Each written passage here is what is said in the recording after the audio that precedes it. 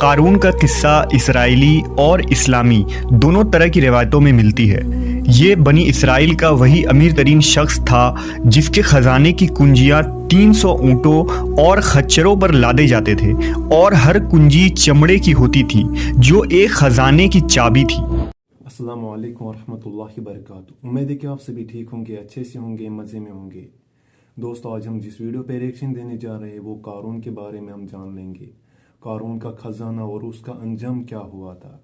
چلو ویڈیو کو سٹارٹ کر لیتے ہیں۔ ویڈیو پسند آئے تو اس کو لائک اور شیئر ضرور کیجیے گا۔ قارون کے خزانے کے متعلق آپ نے تاریخی حکایات اور محاورے تو سنے ہی ہوں گے۔ یہ وہی شخص ہے جس کا ذکر اللہ نے قرآن مجید میں نشان عبرت کے طور پر کیا ہے۔ قارون کا قصہ اسرائیلی اور اسلامی دونوں طرح کی روایتوں میں ملتی ہے۔ یہ بنی اسرائیل کا وہی امیر ترین شخص تھا جس کے خزانے کی کنجیاں 300 اونٹوں اور خچروں پر لادے جاتے تھے، اور ہر کنجی چمڑے کی ہوتی تھی جو ایک خزانے کی چابی تھی۔ تاریخ انسانی میں شاید قارون سے زیادہ دولت و ثروت کسی شخص کو عطا نہیں کی گئی۔ قارون حضرت موسیٰ علیہ السلام کے چچا یسہور کا بیٹا تھا۔ وہ نہایت ہی حسین و خوبصورت آدمی تھا۔ یہی وجہ تھی کہ بنی اسرائیل اور قبطی لوگ اسے منور کہا کرتے تھے۔ قارون جوانی میں اپنے قوم کا سب سے با اخلاق اور نیک افراد میں شمار کیا جاتا تھا۔ نیز توریت کا بہت بڑا عالم دین بھی تھا، کیونکہ اس کی پرورش موسیٰ علیہ السلام کے سایہ عاطفت میں ہوئی تھی، اس لیے وہ کتاب کا علم بھی رکھتا تھا اور اچھی آواز کا مالک تھا۔ وہ توریت خوبصورت انداز میں تلاوت کیا کرتا تھا۔ یہی وجہ تھی کہ لوگ اس کا بہت ہی ادب و احترام کیا کرتے تھے۔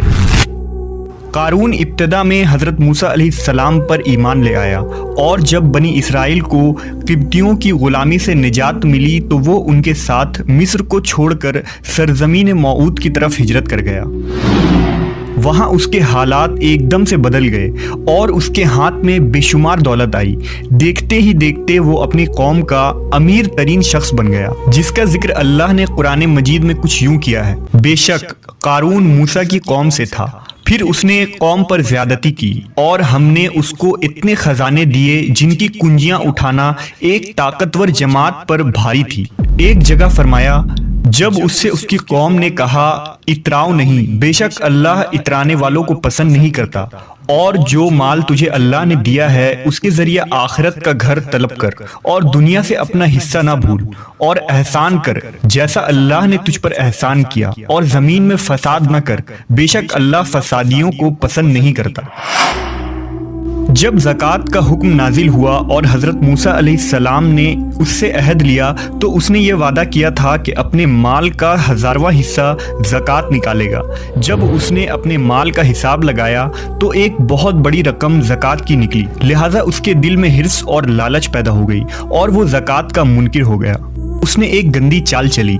اس نے بنی اسرائیل میں سے ایک گروہ کو جو اس کی حمایتی تھے جمع کیا اور کہا، اے بنی اسرائیل، موسیٰ نے ہمیں بہت سارے امور کا حکم دیا جس پر تم لوگوں نے اس کی پیروی کی، اب وہ تم سے تمہارا مال بھی لینا چاہتا ہے۔ فلاں فاحشہ عورت کو لے کر آؤ تاکہ اسے کچھ پیسے دے کر موسیٰ کو بدکار ثابت کیا جا سکے۔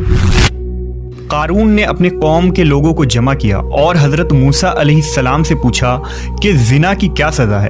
حضرت موسیٰ علیہ السلام نے کہا، جو بھی زنا کرے حالانکہ اس کی بیوی بھی ہو تو اسے سنسار کیا جائے یہاں تک کہ وہ مر جائے۔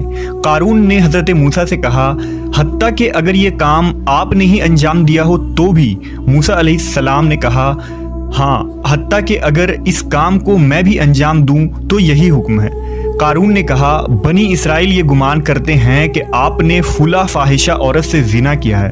حضرت موسیٰ علیہ السلام نے فرمایا کہ اس عورت کو میرے سامنے لاؤ، لہٰذا وہ عورت بلائی گئی تو آپ نے فرمایا، اے عورت، اس اللہ کی قسم جس نے بنی اسرائیل کے لیے دریا کو پھاڑ دیا اور عافیت و سلامتی کے لیے دریا کے پار کرا کر فرعون سے نجات دی، सच कह दे कि वाकया क्या है।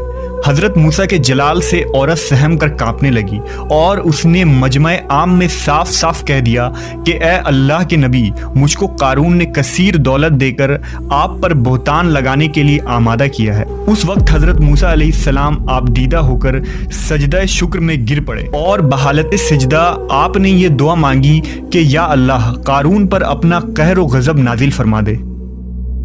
लिहाजा वो तमाम लोग जो कारून के साथ थे वो उससे जुदा हो गए। मूसा अलैहिस्सलाम ने अल्लाह के इज़्न से ज़मीन को हुक्म दिया तो ज़मीन फट पड़ी और कारून और उसके पैरोकार उसमें धंसने लगे और देखते ही देखते कारून, उसका मकान और ख़जाना सब उस ज़मीन में धंस गया। जब ये ज़मीन में नाबूद हो गए तो ज़मीन का शिगाफ दोबारा बंद हो गया। कारून के उस दौलत के मुतालिक बहुत सारे तारीखी हिकायात नकल की गई हैं और ता क़यामत कारून और उसका ख़जाना तमाम इंसानियत के लिए निशान इबरत बनी रहेगी। तो जाना हमने कारून के बारे में। दोस्तों वीडियो पसंद आए तो इसको लाइक और शेयर ज़रूर कीजिएगा अपने दोस्तों के साथ। मिलते हैं नेक्स्ट वीडियो में, तब तक के लिए अपना ख्याल रखिएगा। अस्सलामु अलैकुम वरहमतुल्लाह।